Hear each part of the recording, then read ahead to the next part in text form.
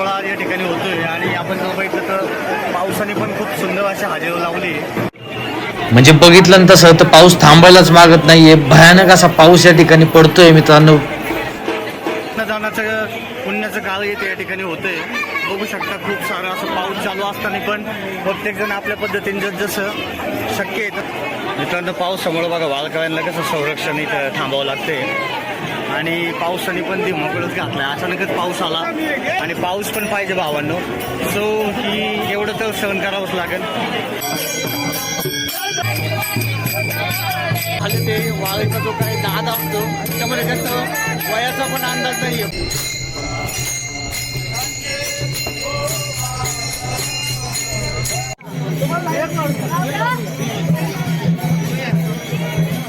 छोटासा असा लहानसा त्याच्या वडिलांच्या कडेवरती बसून वारकऱ्यांच्या लुक मध्ये आलाय. की बसताना सोहळा आहे तुकोबा महाराजांचा, तर तो पाहण्यासाठी एक संस्कार आपण पुढल्या पिढीला देत असतो. तर ही संस्कृती जर जपायची असेल तर असे संस्कार आजच्या आई वडिलांनी केले पाहिजे. तर मित्रांनो खरंच त्यांचं कौतुक करावं तेवढं कमी आहे. असं चाललं होतं खूप वेळा की बाबा थोडा गंध वगैरे आमच्याकडून लावून घे.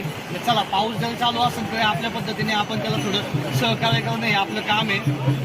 तर कसं वाटलं बघा, त्याचे खूप सारे कष्ट आहे ॲक्च्युली. बघा पावसामध्ये भिजून वगैरे हे कामं करत असतात. बघू शकता बघा केस कशी झालेलं, टोपी घालायची मला तसं त्यांना पण सहकार्य करत आपलं काम आहे. तर आपल्या पद्धतीने जेवढं होईल तेवढं केलं पाहिजे. यांच्या पालखीचा हा यंदाचा व्हिडिओ आपल्याला आवडलास तर हा व्हिडिओ लोकांपर्यंत पाठवा आणि सबस्क्राईब करायला आपल्या चॅनलला विसरू नका. चला मित्रांनो, बोला पुंडलिक वरदे हर विठ्ठल श्री ज्ञानदेव तुकाराम पंढरनाथ महाराज की जय.